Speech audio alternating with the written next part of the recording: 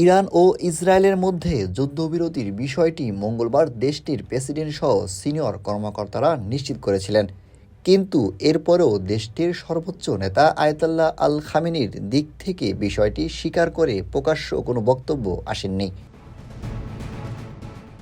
বিবিসির খবরে বলা হয়, দেশটির কোনো বিষয়ে তার বক্তব্যই শেষ কথা।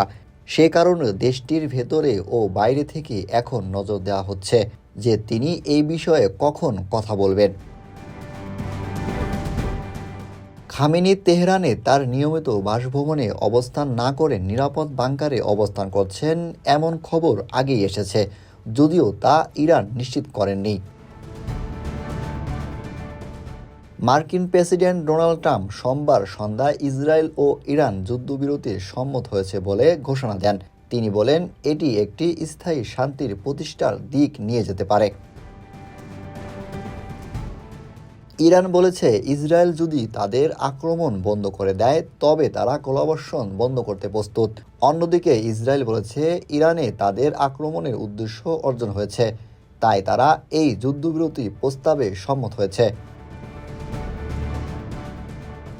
ইরানে ইসরায়েলি বিমান হামলার পর ইরানও প্রতিশোধ নিতে ইসরায়েলের মিসাইল হামলা শুরু করে।